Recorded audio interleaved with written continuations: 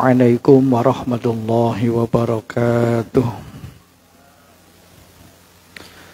Hadratin Nabi Mustafa Sayyidina Muhammadin sallallahu alaihi wasallam wa ala alihi wa ashabihi wa azwajihi wa auladihi wa dzurriyyatihi wa ahli baitihi wa jami'i ummatihi wa khususan ila Syekh Abu Bakar Syatodimyati wa Syekh Zainuddin Al-Maribadi Sannya Kiai Haji Mukhtar Syafaat Abdul Ghafur Kiai Ahmad Isyam bin Mudarsim wa inna jami'i man hadiru fi hadzal majlisil mubarakil Fatihah.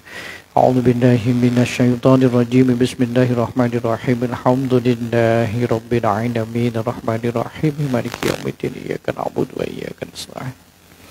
Ihdinas shiratal mustaqim shiratal ladzina an'amta 'alaihim. Bismillahirrahmanirrahim wa nafa'ana ma tana fi ulumihi wa fi madati fid daraini amin ya rabbal alamin.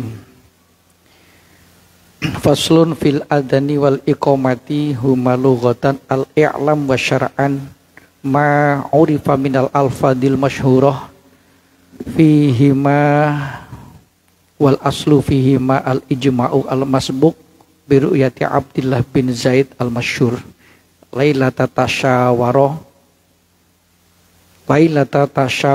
fima yajma'u an-nasu wa hiya kama fi sunani Abi Dawud. Fasal menjelaskan tentang adzan dan iqamah. Setelah kita membahas tentang perkara yang membatalkan sholat, maka sampai pada bab tentang adzan dan iqamah. Adzan dan iqamah secara bahasa artinya adalah al-i'lam atau pemberitahuan. Adzan artinya al-i'lam, pemberitahuan bahwa waktu sholat telah tiba atau pemberitahuan bahwa sholat berjamaah akan segera dilaksanakan. Itu arti daripada adzan secara bahasa.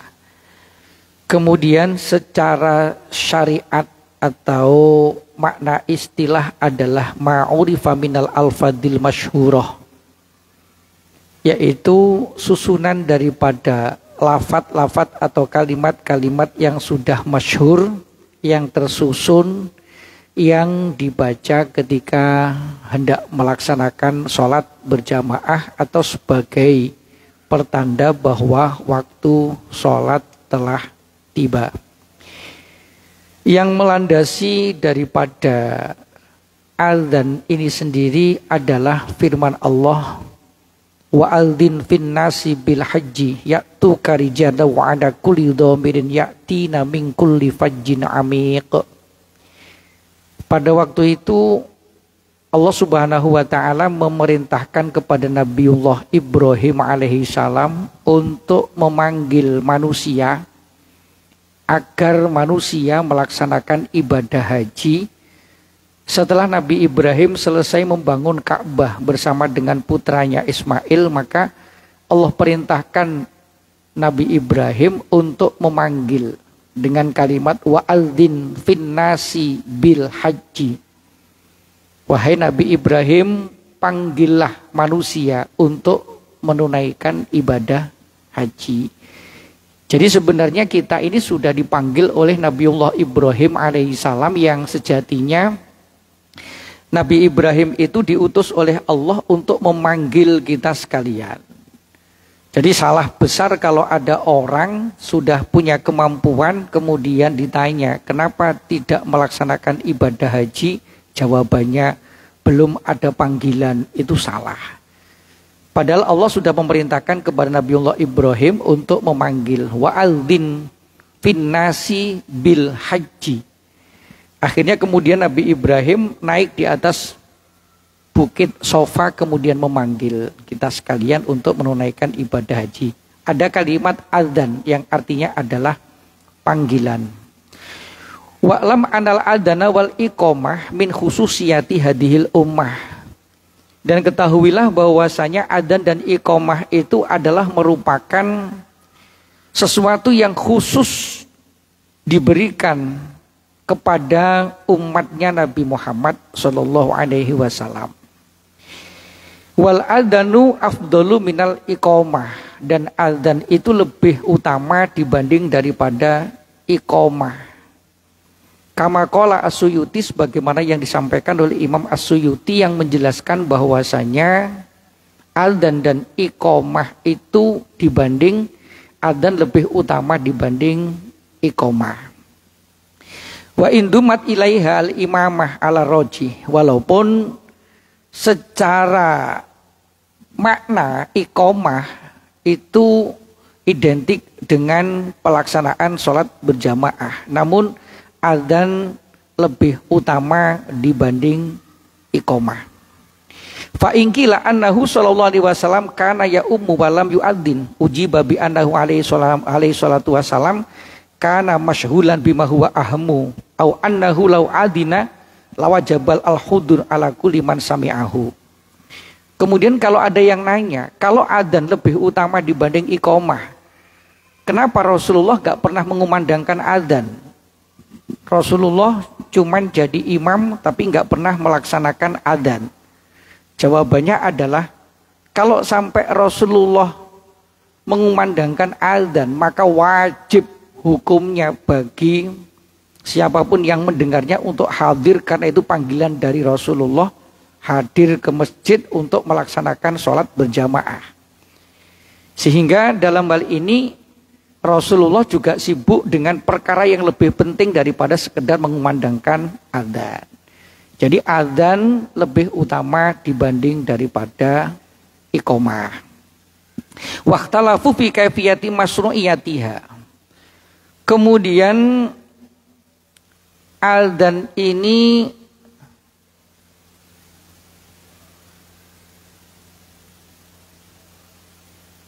tentang terjadi ikhtilaf tentang pelaksanaannya adzan, hukum melaksanakan adzan. Menurut satu pendapat, adzan hukumnya adalah fardu kifayah. Li'annahuma minasyairi ad-dhahirah, karena adzan dan iqamah itu merupakan syiar yang dohir, yang nampak. Jadi hukum mengumandangkan adzan, ada yang mengatakan hukumnya adalah fardu kifayah. Akan tetapi pendapat yang lain mengatakan adzan dan iqamah itu hukumnya adalah sunnah. Kalau sendirian namanya sunnah ain, kalau berjamaah namanya sunnah kifayah. Sebagaimana mendoakan katasmiyah indal akli wa indal jima'i wa tadhiyah min ahli bait. Jadi hukum adzan ada yang mengatakan fardu kifayah, ada yang mengatakan sunnah. Sunnahnya sunnah kifayah, ada yang sunnah ainiyah. Sehingga kalau suatu saat di daerah tertentu tidak dikumandangkan adzan, kalau hukumnya fardu kifayah, maka semua yang ada di daerah itu berdosa, karena hukumnya fardu kifayah. Tapi kalau sudah ada salah satu yang adzan, yang lain sudah gugur kewajibannya. Kalau adzan itu sunnah, maka seandainya suatu saat di daerah tertentu tidak dikumandangkan adzan, maka tidak ada yang berdosa dalam hal ini. Nah kemudian wasuri'a fis sanatil ula minal hijrah. Adzan itu mulai dikumandangkan pada tahun pertama daripada hijrah. Setelah Nabi Muhammad hijrah dari Makkah ke Madinah, sampai di Madinah tahun pertama, maka kemudian ada syariat adzan. Ketika di Mekah selama 13 tahun, adzan belum disyariatkan. Nah kemudian wal aslu fihi ma al ijma al masbuk bi ru'yati Abdullah bin Zaid al masyhurah. Kronologinya sampai terjadi kalimat adzan itu adalah berdasarkan mimpi dari seorang sahabat yang bernama Abdullah bin Zaid. Abdullah bin Zaid. Jadi satu ketika baginda Rasulullah SAW mengadakan rundingan musyawarah dengan para sahabat. Intinya membahas tentang bagaimana caranya untuk memanggil orang-orang agar melaksanakan sholat berjamaah. Jadi caranya bagaimana agar orang-orang itu mau datang untuk melaksanakan sholat berjamaah. Maka terjadi rapat dengan para sahabat-sahabat yang masyhur, kemudian diadakan pembahasan tentang bagaimana caranya agar mengundang para kaum muslimin untuk datang ke masjid melaksanakan sholat secara berjamaah. Nah, pada waktu itu ada yang mengusulkan bagaimana kalau seandainya untuk memanggil orang-orang agar mau datang ke masjid melaksanakan sholat berjamaah itu menggunakan bendera,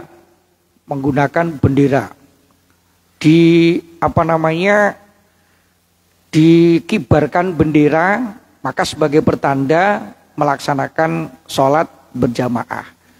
Tapi rupanya usul itu pun ditolak, karena kalau mengumandangkan bendera itu nanti sama dengan apa yang dilakukan oleh orang-orang Yahudi, sehingga itu pun tidak diterima.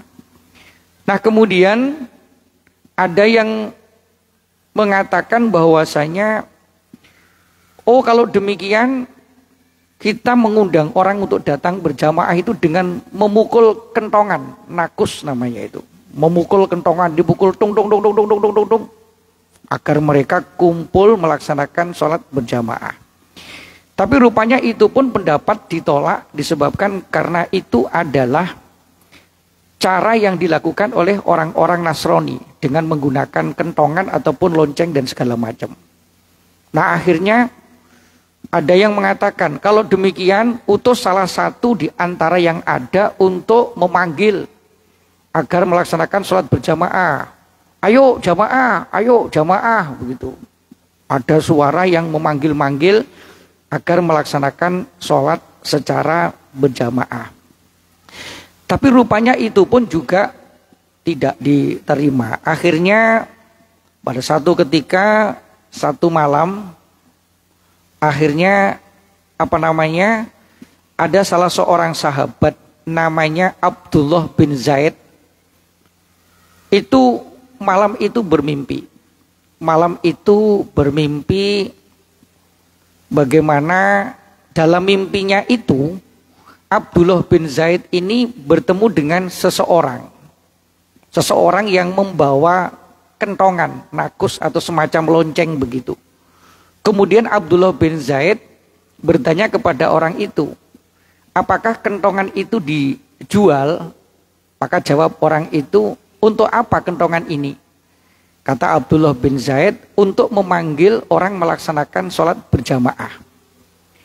Akhirnya orang yang ada dalam mimpi itu kemudian menjelaskan, kentongan ini tidak tepat untuk memanggil orang melaksanakan sholat berjamaah. Apakah kamu mau saya ajarkan kalimat yang kalimat itu lebih baik daripada kentongan yang kamu pukul untuk memanggil agar orang sengaja datang ke masjid melaksanakan sholat berjamaah.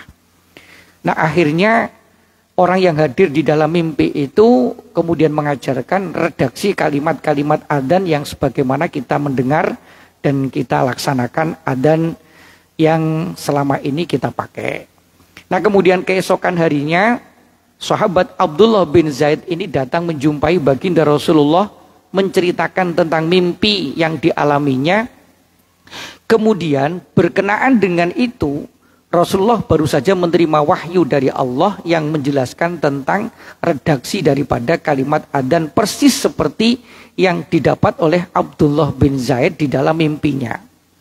Dan kemudian Rasulullah memerintahkan kepada Abdullah bin Zaid untuk mengajak sahabat Bilal bin Rabah, yang karena Bilal bin Rabah itu suaranya bagus, suaranya kenceng, suaranya bagus.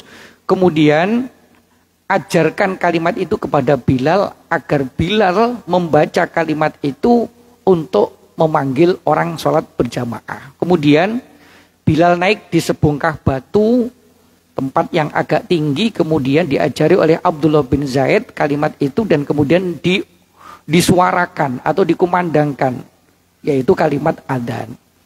Nah, mendengar itu para sahabat kemudian pada datang ke masjid, termasuk Umar bin Khattab radhiyallahu anhu. Sahabat Umar mendengar itu kemudian langsung datang ke masjid. Ternyata malam itu Sayyidina Umar bin Khattab juga bermimpi dengan mimpi yang sama. Dan Rasulullah menyampaikan bahwa lebih dari 10 sahabat mendapatkan mimpi dengan mimpi yang sama, yaitu mendapatkan redaksi kalimat adzan yang biasa dipakai untuk memanggil orang sholat berjamaah. Jadi akhirnya kalimat itu ditetapkan sebagai redaksi kalimat adzan yang digunakan untuk memanggil orang sholat berjamaah. Jadi bersamaan dengan mimpi yang dialami oleh para sahabat dan bersamaan dengan turunnya wahyu yang menjelaskan tentang kalimat adzan itu sendiri sebagai redaksi yang disepakati untuk memanggil orang melaksanakan sholat berjamaah. Kemudian qala qadil ayat kalimatun jami'atun li aqidatil iman al-mustamilah ala nau'aihi al-aqliyah was sam'iyah. Jadi kalimat adzan itu adalah redaksi kalimat yang memang mengandung daripada kalimat yang ada hubungannya dengan akidah iman, tentang keimanan secara akal maupun secara pendengaran. Fa'awaluha fihi isbatu dzatihi ta'ala wa ma tastahiqihi wa ma tastahiquhu minal kamali biqaulihi Allahu Akbar. Yang pertama diawali dengan kalimat yang menetapkan kepada keagungan Allah Subhanahu wa taala yang mempunyai kesempurnaan, yaitu dengan kalimat Allahu Akbar. Allah Maha Besar. Hanya Allah yang Maha Besar. Selain daripada Allah adalah kecil.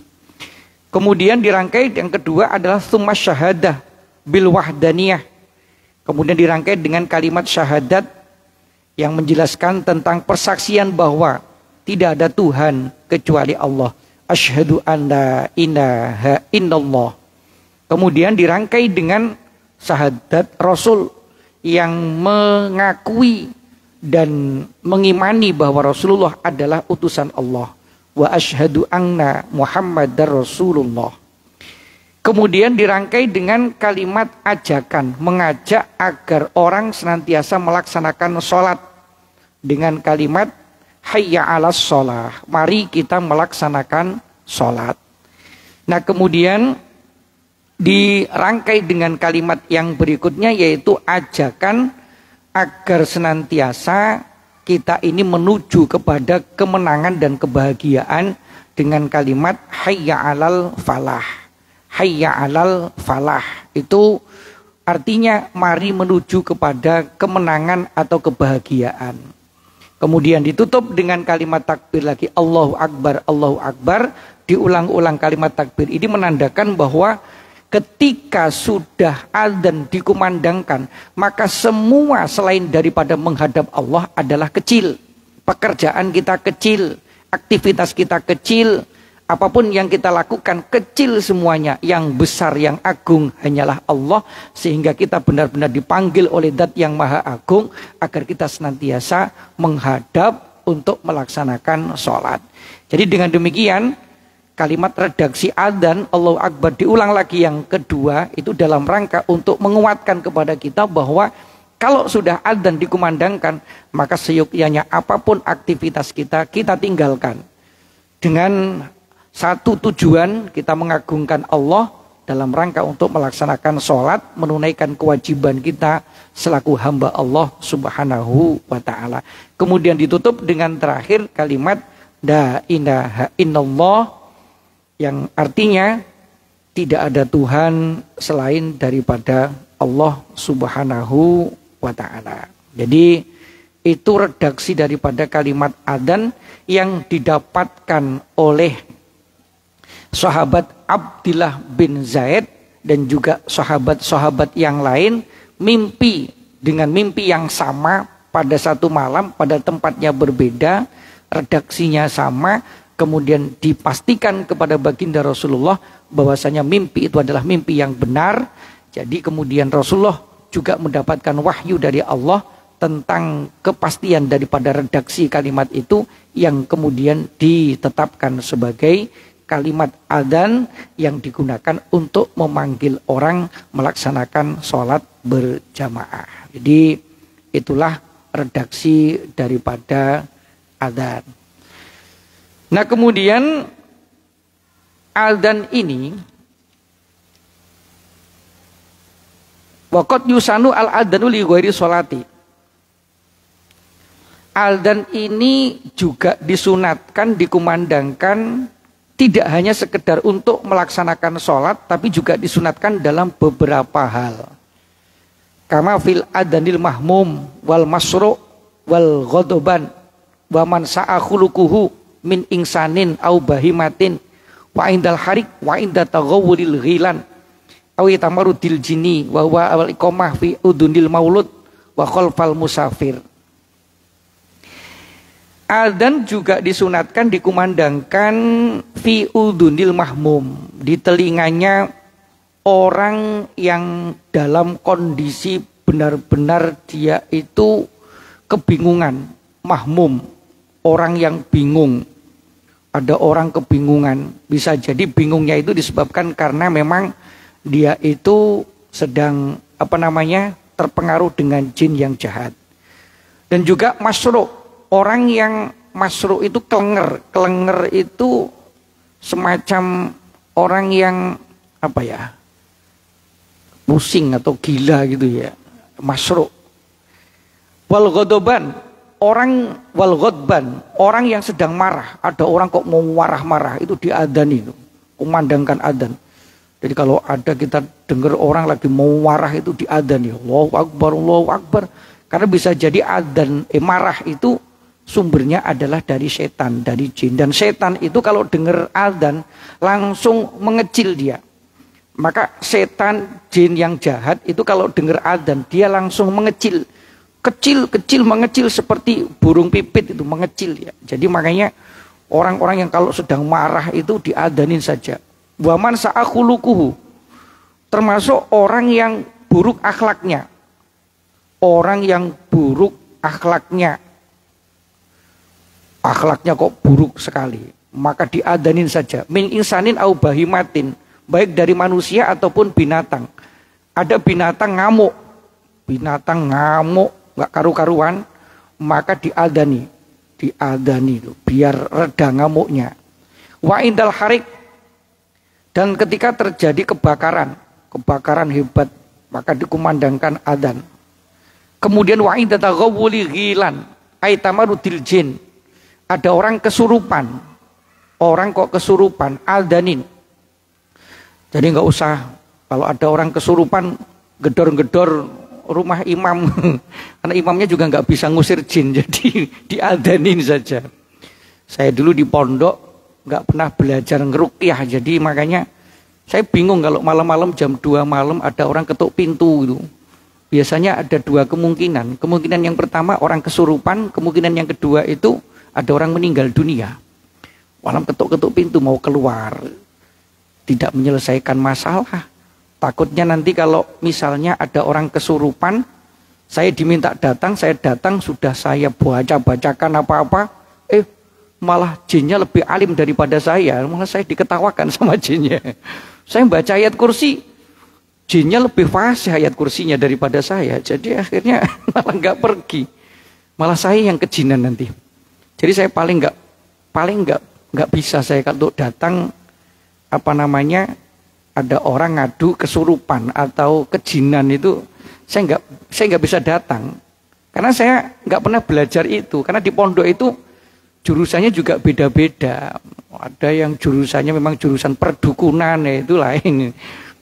Tapi memang secara aturan kalau ada orang kesurupan, orang kejinan, ya dikumandangkan adzan saja. Diadanin sekali kok nggak pergi, adanin lagi. Kalau perlu orang semuanya di situ adzan bareng gitu loh. Kur adzan itu jinnya akan lari itu. Karena memang jin atau jin yang jahat, setan itu akan mengecil ketika memang mendengar suara adzan. Jadi diadani, diadzankan, diiqomahkan ketika terjadi ada orang kesurupan, masukkan jin. Kemudian adzan wal iqamah fi udunil maulud, fi udunayil maulud. Adzan kalau tadi orang kesurupan, kemudian orang marah, orang bingung, orang yang kelenger atau semacam apa ya, kayak apa ya, kelenger itu apa ya, masuk. Jadi itu cukup adzan, tidak sampai iqamah. Tapi kalau adzan dan iqamah itu dikumandangkan ketika ada bayi baru lahir. Jadi kalau istri kita itu melahirkan, maka sunnah diadzani telinga kanan dan diiqamatkan di telinga yang kiri. Hal itu disunatkan karena Rasulullah Shallallahu Alaihi Wasallam bersabda, barang siapa yang ketika ada anaknya lahir kemudian diadzani telinga kanan dan diiqamatkan di telinga yang kiri, maka la tadurruhu ummu sibyan, lam tadurruhu ummu sibyan ay atabi'ah minal jin. Anak itu akan terbebas dari jin yang memang khusus diperintah untuk menggoda anak, namanya ummu sibyan. Jadi ada jin spesialis yang spesial menggoda bayi, namanya ummu sibyan. Kalau anak lahir diadzani telinga kanan dan diiqamatkan telinga kiri, maka dia tidak bisa dikuasai oleh jin yang bernama ummu sibyan. Maka kadang-kadang ada anak itu rewel aja, nangis saja itu. Bisa jadi itu karena memang ada jin yang mengikutinya, namanya ummu sibyan. Jadi makanya kalau ada anak baru lahir itu diadzani di telinga kanannya dan diiqamatkan di telinga kirinya. Kalau bisa yang mengumandangkan adzan itu dalam keadaan punya wudu. Jadi kalau misalnya istri mau melahirkan, cepat-cepat ambil air wudu. Kemudian nanti kalau sudah dalam keadaan suci, baru diadzani telinga kanan dan diiqamatkan telinga kirinya. Itu ketika bayi baru lahir. Di samping manfaatnya untuk menolak daripada ummu sibyan, jin yang menggoda bayi, adzan dan iqamah yang dikumandangkan pada saat bayi baru lahir, itu juga untuk menginstal bayi itu, anak itu dengan kalimat-kalimat tauhid. Jadi anak itu diinstal, dari lahir sudah diinstal dengan kalimat tauhid. Allahu Akbar, Allahu Akbar.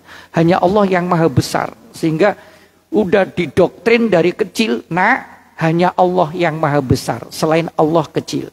Kemudian didoktrin dengan kalimat syahadat, asyhadu an la ilaha illallah.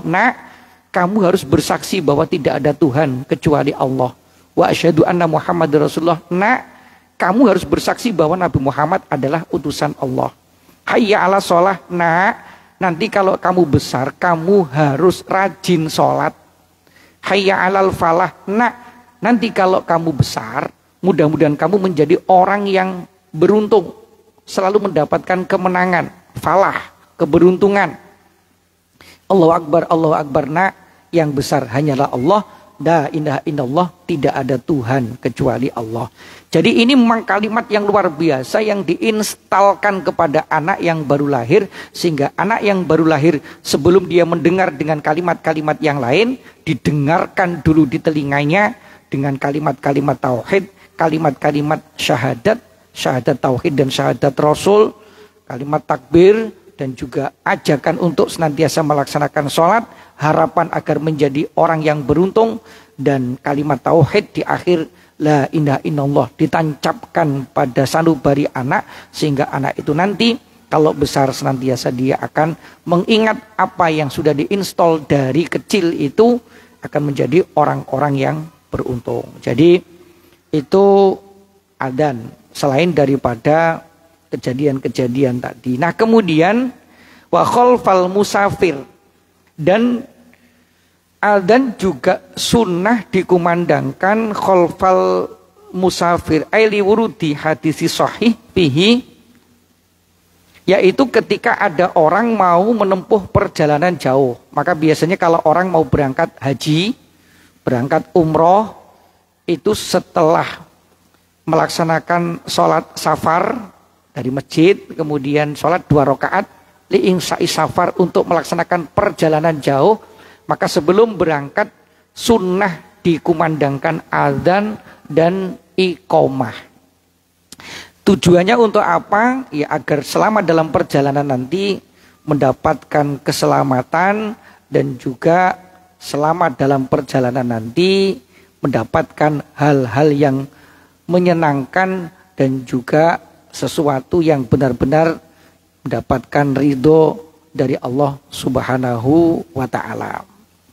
Nah kemudian adzan dan iqomah ini juga sunnah dikumandangkan ketika terjadi angin yang sangat kencang, angin puting beliung, angin yang puting beliung itu dikumandangkan adzan. Demikian juga adzan dan iqomah ini juga sunnah dikumandangkan ketika dalam kondisi-kondisi yang memang benar-benar darurat dan menakutkan begitu, seyuknya dikumandangkan adzan dan iqomah. Nah terkait tentang masalah adzan dan iqomah ketika memakamkan mayat atau menguburkan jenazah, maka dalam beberapa literatur pernah dibahas dalam Bahsul Masail itu penjelasannya adalah lam yusan, tidak disunatkan sebenarnya.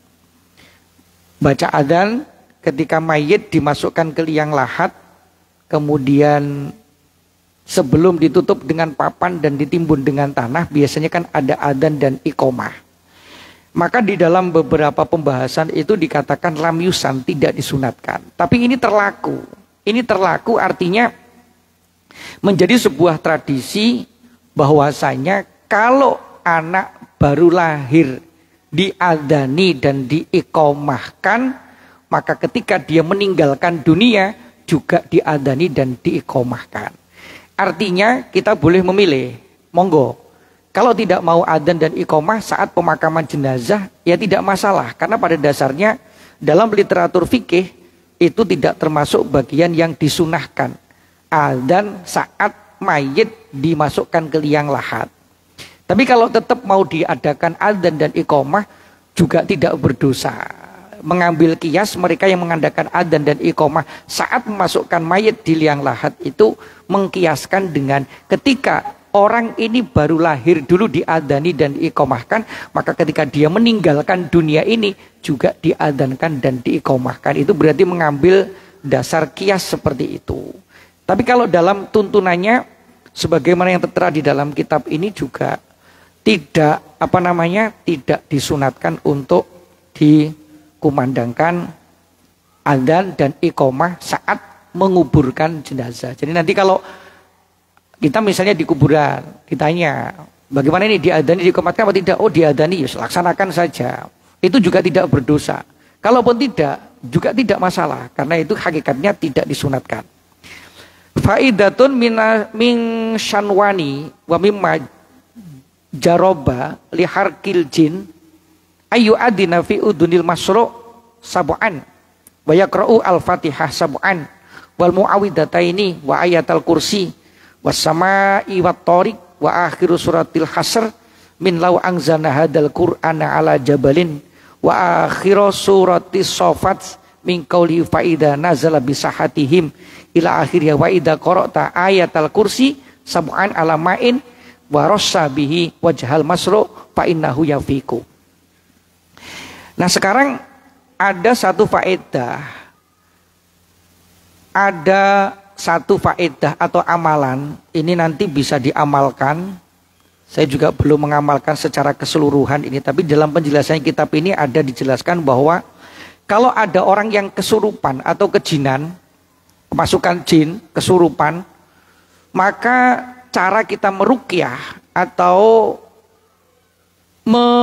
menghadapi orang yang seperti itu sebagaimana sudah mujarab, dan ini yang biasa dipakai oleh orang-orang yang meruqyah itu, membaca ruqyah itu adalah, nanti kita catat aja ini ya, kita catat kemudian di share aja, nggak usah ketok-ketok rumah imam, jadi baca aja itu kalau ada orang yang kesurupan. Maka kalau ada yang kesurupan saya nggak berani datang. berani datang. Baca ini aja nanti. Pernah sekali saya itu terpaksa datang. Ini cerita, terpaksa datang. Ada orang kesurupan di Duta Mas. Karena kebetulan ini ada kronologisnya, malam itu saya datang ke sana dengan beberapa orang. Ada orang meninggal di Duta Mas, kemudian orang itu berobat di Singapura. Setelah berobat di Singapura karena penyakitnya parah, akhirnya orang ini dipastikan meninggal dunia oleh dokter Singapura. Tapi rupanya untuk membawa balik orang yang meninggal itu lebih sulit daripada membawa orang hidup. Karena nanti harus karantina, surat keterangan dan segala macam, ribet urusannya. Maka pihak keluarga meminta kepada tim dokter untuk membuat gerakan jantung buatan. Denyut jantung buatan. Akhirnya dikabulkan. Di sini ada kayak benang kecil-kecil itu ditusukkan di sini karena besoknya saya memandikan itu mayat itu. Dan ternyata itu ada reaksi, ada denyut buatan.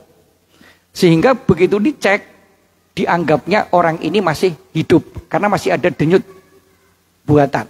Sehingga bisa dibawa pulang dalam keadaan dianggap masih hidup. Sampai di rumah duka di Duta Mas, rupanya reaksi itu masih ada. Masih denyut itu masih ada. Sehingga pihak keluarga belum berani langsung memandikan. Wah, akhirnya saya dengan Pak Eko Haryanto waktu itu datang ke sana dengan beberapa orang, bacakan Yasin, bacakan surat Ar-Ra'd. Tapi rupanya reaksi itu masih ada, saking kuatnya obat itu.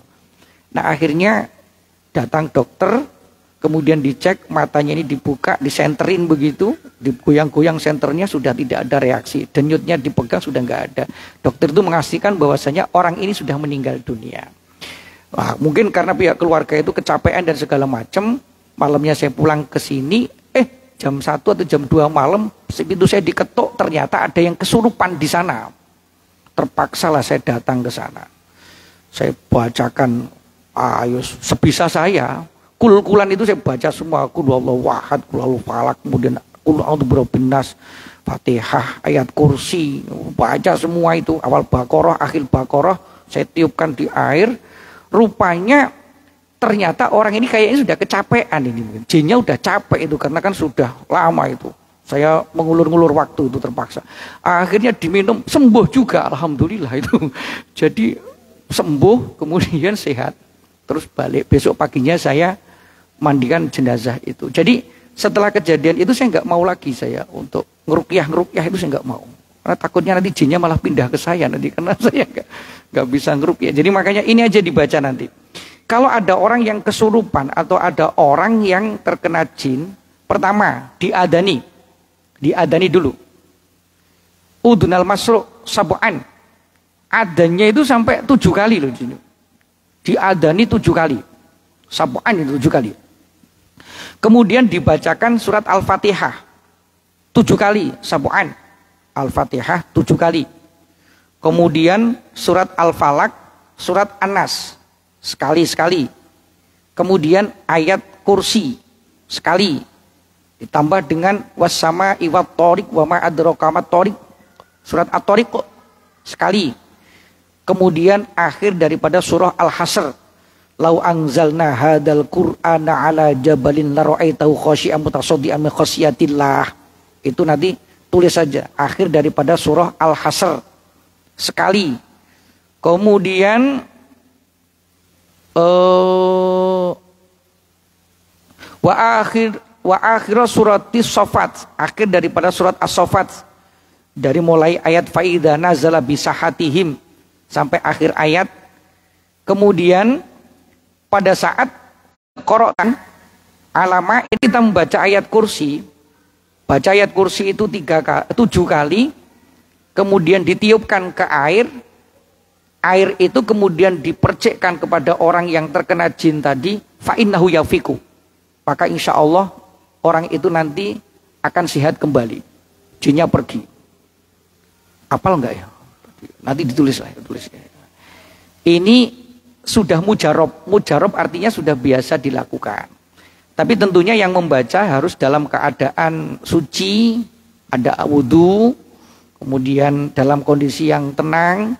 tidak ada nafsu, tidak ada terburu-buru dibaca itu. Kalau perlu bacanya berjamaah, insya Allah nanti kalau jinnya itu masih kelasnya kelas jin-jin yang masih kroco-kroco itu pergi itu, insya Allah pergi. Kalau jinnya sudah kelas kakap, wah ini lebih alim daripada kita, karena jin itu juga ada yang alim. Jadi bahaya juga kalau jinnya alim itu, malah kita ditertawakan nanti, ditertawakan. Jadi artinya ayat-ayat itu memang ayat yang biasa dipakai untuk ruqyah. Kalau kita sulit tadi yang belakang tadi nggak hafal, minimal diadankan, diadani 7 kali tanpa iqomah ya, cukup adan diadani 7 kali, kemudian dibacakan surat Al-Fatihah 7 kali, kemudian surat Al-Falaq, surat An-Nas, kemudian ayat kursi itu dibaca juga 7 kali, kemudian surat At-Tariq, akhir surat Al-Hasr, akhir daripada surat As-Saffat, kemudian ditiupkan di air, kemudian airnya itu dipercik-percikkan gitu, percik-percikkan, itu insya Allah sembuh. Kalau dipercikkan nggak sembuh, gerujuk aja, diguyur pakai air itu, insya Allah kaget, kemudian nanti pergi itu jinnya itu ya. Jadi karena jin itu sehebat-hebatnya jin, secara derajat masih hebatan manusia. Jadi pada dasarnya manusia itu lebih utama dibanding daripada jin. Maka kalau terjadi seperti itu ya, itu yang dilakukan. Dan itu yang memang biasa dipakai oleh orang-orang yang ruqyah. Nah, orang-orang yang ruqyah itu kan karena dia yakin saja itu, mantap saja itu. Namun kita ini kadang-kadang ragu aja ini, karena nggak biasa seperti itu. Jadi itu diantara adzan disunatkan tidak hanya sekedar pada saat kita hendak sholat, tapi juga dilakukan dalam rangka untuk beberapa hal tadi. Allahu a'lam bishawab. Subhanakallahumma bihamdik, asyhadu an la ilaha illa anta astaghfiruka wa atubu ilaik. Wassalamualaikum warahmatullahi wabarakatuh.